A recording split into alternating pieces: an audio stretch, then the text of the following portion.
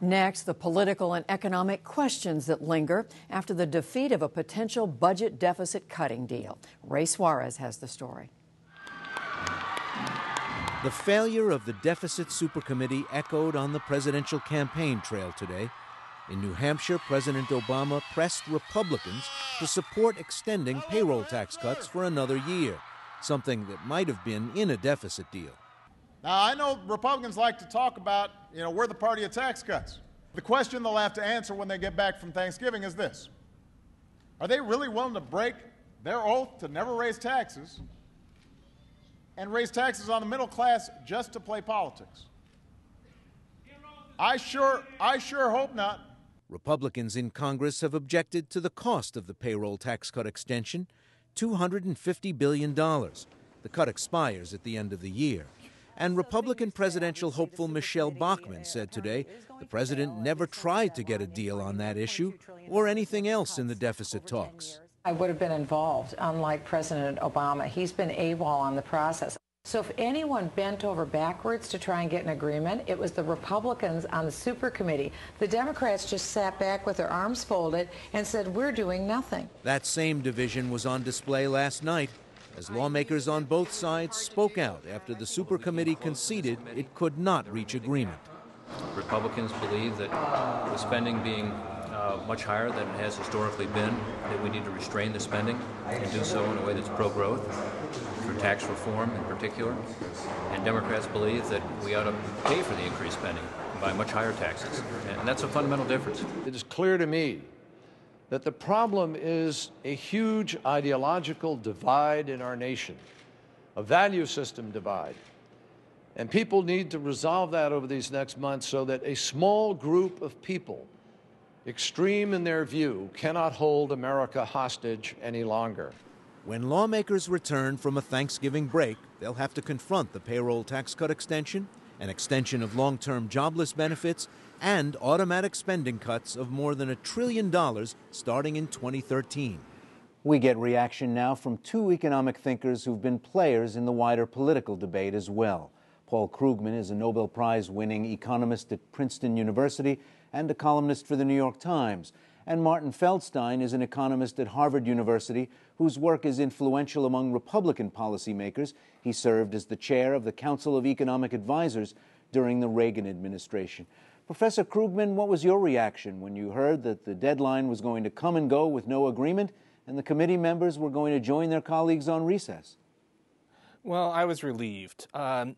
There was never any real prospect that anything good would come of this. I mean, all we were going to get at best, or maybe at worst, was going to be some agreement that would include a lot of premature spending cuts, a lot of spending cuts that would take place while the economy was still depressed, some basically getting Democrats on board with cuts to Medicare and Social Security, and Republicans possibly agreeing to a few tax hikes which they would renege on as soon as they got a chance. So this was a bad idea from the start. We don't have a fundamental agreement about anything about the shape of future deficit reduction. This was nothing that could be settled by a small group of people pretending that they could bridge a partisan divide that is really too wide. This is something that needs to go to the voters and not be done in a committee. Professor Feldstein, same question. Well, I thought all along that this was not going to lead to an actual agreement because I think both the Republicans and the Democrats have the election, next year's election, very much in mind, and they want to deliver clear messages to their potential voters. So the Republicans are saying, we're against tax increases, and the Democrats are saying, we're against entitlement cuts. Now, in reality, behind closed doors, and I've spoken with a number of the members of the committee, they were prepared to make some compromises on this, but not enough to overcome this really political, electoral barrier to reaching an agreement. But I'm optimistic. Can I just break in? Once we get past the election, what they learned in these discussions will pay off. Go ahead, Paul Krugman. Yeah, I was going to say, there's a false symmetry here. Democrats on the committee and Democrats more generally have actually been willing to offer quite a lot in the way of entitlement cuts. Some people, including myself, were kind of alarmed at how much they were willing to offer. Democrats have been, there's actually substantial Medicare cuts in the health reform that was passed last year. There were substantial further cuts in Social Security and Medicare that were on the table from Democrats. The real stumbling block here is that with tax rates for the wealthy pretty close to their 80-year low point, Republicans have been unwilling to accept the possibility of any significant increase in those taxes. And so it really is one side. The Democrats were willing to go a long way, as I say, so much so that a lot of the progressive base was pretty upset at the prospect. Republicans were not willing to give an inch on taxes on the wealthy, and so no agreement was possible. Martin Feldstein, go ahead.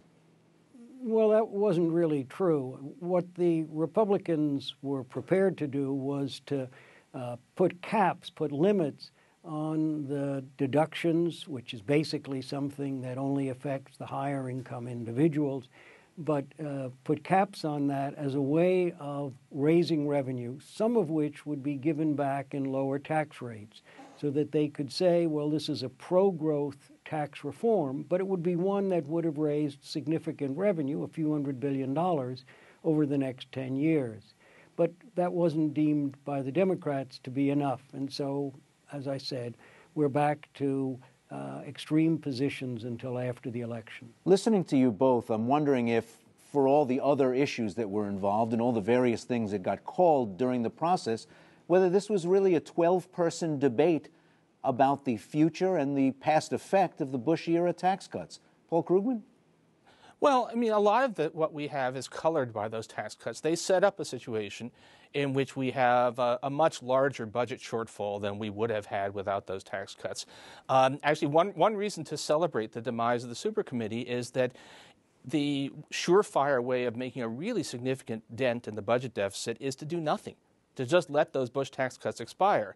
So the supercommittee was, to a large extent, an attempt by the Republicans, if you like, to find a way to extend those Bush tax cuts while looking responsible fiscally. And the fact that they've lost that shield, the fact that it's actually going to be, well, okay, you know, we have a simple way to reduce the deficit, just let those tax cuts expire.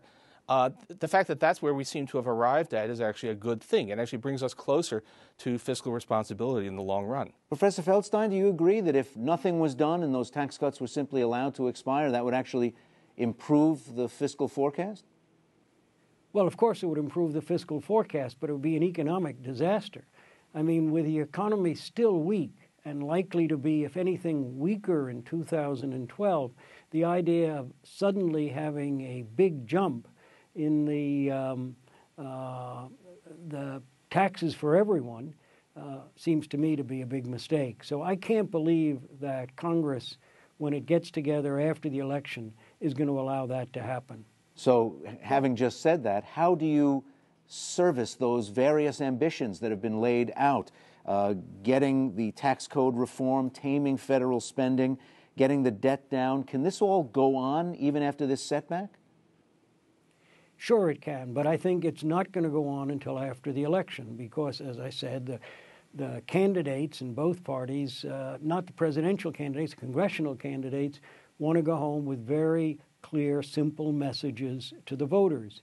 But I think once we get past next November, then the kind of learning that went on in this committee and more generally in the Congress will lead to some real progress, some changes in Social Security. The president has spoken in favor of doing it. Republicans are talking about it as well. So I think that'll happen. I think Medicare is harder, but again, there are bipartisan plans out there. They're complicated, but I think they can reach a compromise. So I believe we can, and tax reform also of the sort that broadens tax bases, as Bowles-Simpson suggested, broadens tax bases and lowers tax rates, will appeal to both parties. Professor Krugman, quickly before we go, you heard Martin Feldstein talk about how the election is looming. If the United States ends up with a pretty evenly divided legislature after the next election, similar to what we have now, can those things go forward? No, we need a resolution of this grand political debate. And let's remember, on Medicare, we have a plan that calls for a significant slowdown in the rate of growth of Medicare expenditures. It's called the Obama Healthcare Reform, and Republicans attacked it for creating death panels. So until we get to an environment where that kind of demonizing of real attempts on the part of Democrats to reduce future deficits is over, then we're not going to get bipartisan agreement. We might just get something that where one party steamrollers over the other, and maybe that's how it has to be resolved. Paul Krugman, Martin Feldstein. Gentlemen, thank you both.